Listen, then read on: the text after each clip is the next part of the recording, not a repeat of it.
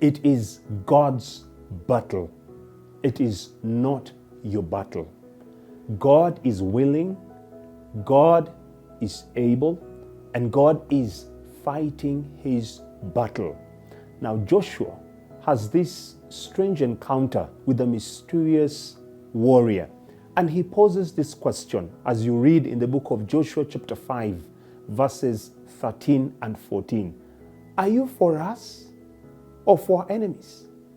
And the angel of the Lord, the commander of the Lord's army, responded and said, neither. Have you ever thought about that? That response, neither. So he never said, I am for the Israelites or I am for the enemies of the Israelites.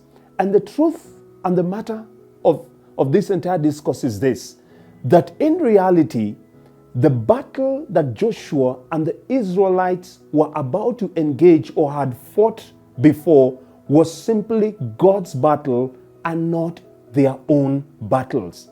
And the right question that some have said that in fact should have been asked to this man called Joshua was this: are you on the side of God or are you on the side of the enemies? Are you on the side of what God is doing or are you on the side of those who are deemed as God's opposers or enemies? And that's the reality of it. You know, it's very possible for us to feel good and feel sweet about our lives, but the truth of it all is that your life and the battles you encounter, especially for those who are believers and children of God, those battles, they belong to God. And this was proven when you read the book of Joshua chapter 6. When they went to fight against the city of Jericho, what did they do?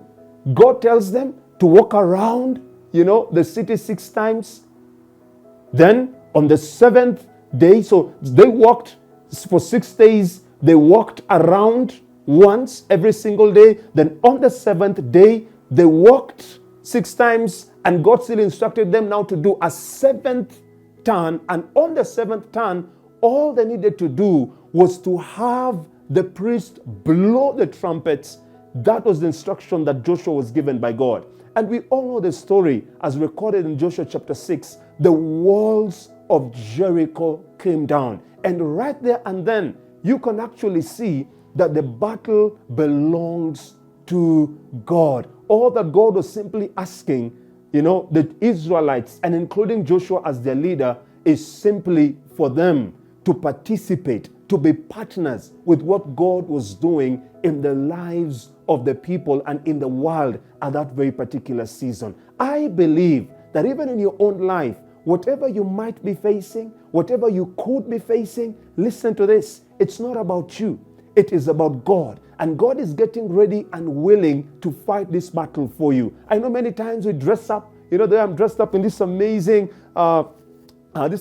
piece, a gift from CCO. Thank you so much. We're all dressed up, ready to head on and face off that challenge and that situation. But the reality of it all is this: release that situation, release that stress, release that distress, release that mounting pressure, release that situation to God, because it belongs to Him. And God is simply desiring of you to trust in Him, to obey Him, to believe in Him, and witness what God will surely do to those who stand in opposing His work in this day and season. So God bless you so much, and my prayer is that may God's power be made perfect upon your life, and may the Lord fight for every battle that belongs to Him, just as He told King Jehoshaphat in the book of 2 Chronicles chapter 20 verse 15, that the battle is not yours, the battle belongs to me. The battle never belongs to any of us,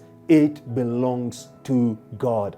God bless you, and always feel free to get in touch with us on whichever platform you are watching us. God bless you.